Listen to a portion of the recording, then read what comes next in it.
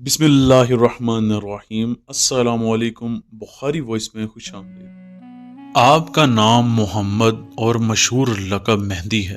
آپ کی کنیت ابو القاسم اور ابو عبداللہ تھی۔ آپ کے القاب مہدی، حجت اللہ، خلف الصالحہ، صاحب والعصر، صاحب الامر والزمان، القائم، الباقی اور منتظر ہیں۔ آپ کا سلسلہ نسب تاریخ میں کچھ یوں ملتا ہے: امام محمد مہدی بن حسن عسکری بن علی نقی بن محمد تقی بن علی رضا بن موسیٰ کاظم بن جعفر صادق بن محمد باقر بن زین العابدین بن حسین بن علی و فاطمہ بنت رسول اللہ صلی اللہ علیہ وسلم، یعنی آپ فرزند رسول اور نور نظر بطول ہیں۔ احمد بن حنبل کا کہنا ہے کہ اس سلسلہ نسب کے اسما کو اگر کسی مجنون پر دم کر دیا جائے تو اسے یقیناً شفا حاصل ہوگی۔ علماء کا بیان ہے کہ آپ کا یہ نام خود حضرت محمد مصطفیٰ صلی اللہ علیہ وسلم نے رکھا تھا۔ حضور نے فرمایا کہ میرے بعد 12 خلیفہ قریش سے ہوں گے۔ آخر زمانہ میں جب دنیا ظلم سے بھر جائے گی تو میری اولاد میں سے مہدی کا ظہور ہوگا، جو ظلم کو دور کر کے دنیا کو عدل و انصاف سے بھر دے گا، شرک و کفر کو دنیا سے نابود کر دے گا۔ نام محمد اور لقب مہدی ہوگا۔ حضرت عیسیٰ علیہ السلام آسمان سے اتر کر اس کی نصرت کریں گے اور اس کے پیچھے نماز پڑھیں گے اور دجال کو قتل کریں گے۔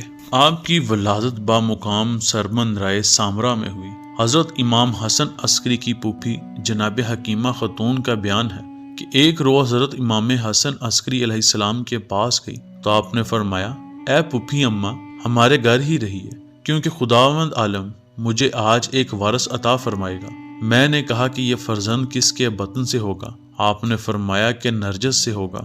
جناب حکیمہ نے کہا: بیٹے، میں تو نرجس میں کچھ بھی حمل کے اثار نہیں پاتی۔ امام نے فرمایا کہ نرجس کی مثال مادر موسیٰ جیسی ہے۔ جس طرح حضرت موسیٰ کا حمل ولادت کے وقت سے پہلے ظاہر نہیں ہوا، اسی طرح میرے فرزند کا حمل بھی بروقت ظاہر ہوگا۔ میں امام کے فرمانے سے اس شب وہیں رہی۔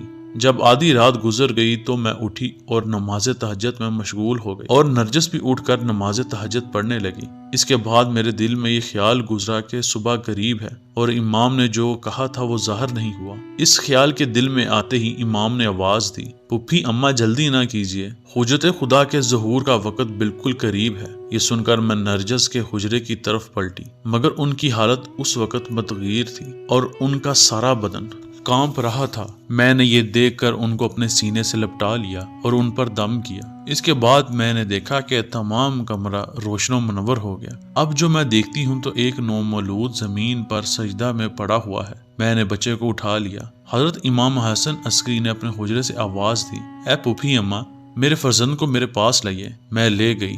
آپ نے اسے اپنی گود میں بٹھا لیا اور اپنی زبان بچے کے منہ میں دے دی اور کہا: اے فرزند، خدا کے حکم سے کچھ بات کرو۔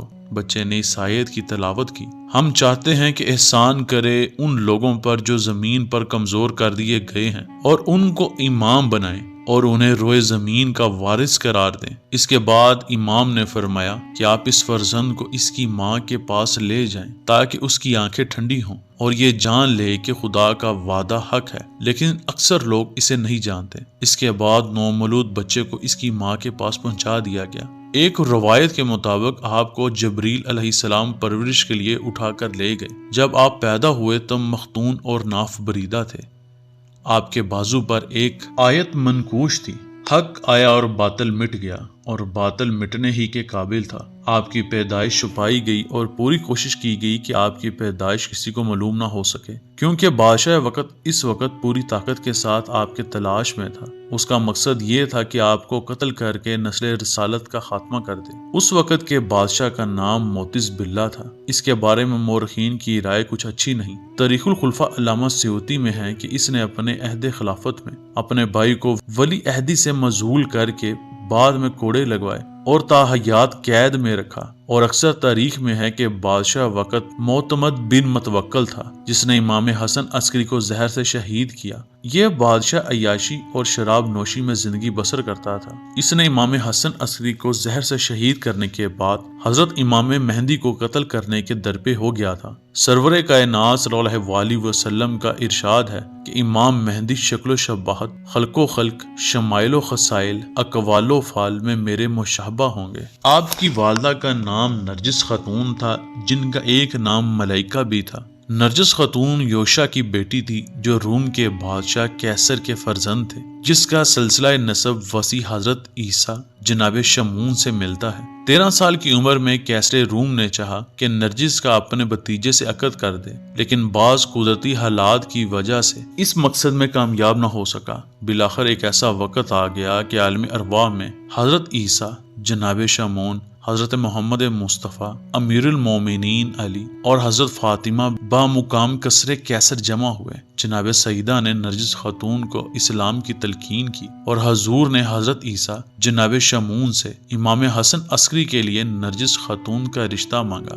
رشتے منظوری کے بعد حضور صلی اللہ علیہ وسلم نے نورانی منبر پر بیٹھ کر عقد پڑا اور کمال مسرت کے ساتھ یہ محفل برخاست ہو گئی، جس کی اطلاع جناب نرجس کو خواب کے طور پر ہوئی۔ بالآخر وہ وقت آیا کہ جب حضرت امام حسن عسکری کی خدمت میں آپ پہنچی اور آپ کے بدن مبارک سے نور خدا کا ظہور ہوا۔ مورخین کا اتفاق ہے کہ آپ کی ولادت 15 شعبان 255 ہجری یوم جمعہ بوقت طلوع فجر واقع ہوئی۔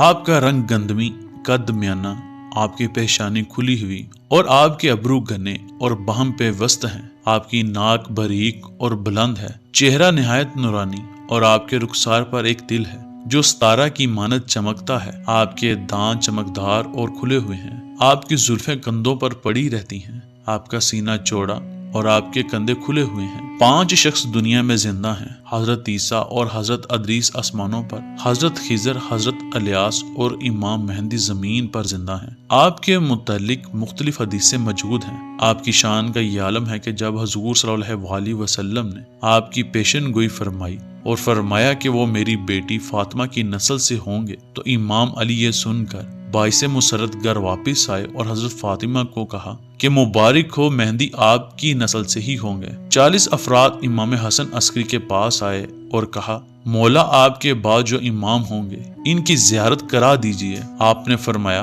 وہ سامنے والا پردہ اٹھاؤ۔ ہم نے پردہ اٹھایا تو اس سے ایک نہایت خوبصورت بچہ جس کی عمر 5 سال تھی برآمد ہوا اور وہ آ کر امام حسن عسکری کی آغوش میں بیٹھ گیا۔ امام نے فرمایا، یہی میرا فرزند میرے بعد حجت اللہ ہوگا۔ محمد بن عثمان کا کہنا ہے کہ ہم اس وقت 40 افراد تھے اور ہم سب نے ان کی زیارت کی۔ امام نے اس کے بعد اپنے فرزند کو حکم دیا کہ وہ اندر واپس چلے جائیں اور ہم سے فرمایا کہ تم آج کے بعد اسے نہ دیکھ سکو گے۔ چنانچہ ایسا ہی ہوا۔ پھر غیبت شروع ہو گئی۔ ابو ہارون کا کہنا ہے کہ میں نے بچپن میں آپ کو دیکھا تھا، آپ کا چہرہ 14ویں رات کے چاند کی طرح چمکتا تھا۔ روایت ہے کہ جب عباسی خلیفہ نے امام حسن عسکری کو زہر دے کر شہید کروایا تو ابھی آپ کی تدفین بھی نہ ہوئی تھی کہ اس نے حضرت کے گھر پر پولیس کا چھاپا ڈلوایا اور چاہا کہ امام مہدی کو گرفتار کرا لے، لیکن چونکہ وہ 23 رمضان المبارک 259 ہجری کو سرمن رائے سامرا میں جا کر غائب ہو چکے تھے، اسی لیے دستیاب نہ ہوئے۔ سنی اور شیعہ اس بات پر اتفاق رکھتے ہیں کہ آپ پیدا ہو چکے ہیں اور موجود ہیں۔ علماء کرام فرماتے ہیں کہ جس طرح حضرت عیسیٰ کو لوگوں کے شر کی وجہ سے اللہ نے آسمانوں پر اٹھا دیا، اسی طرح آپ کو بھی غیبت میں لے گیا۔ اسی طرح اصحاب کہف کو بھی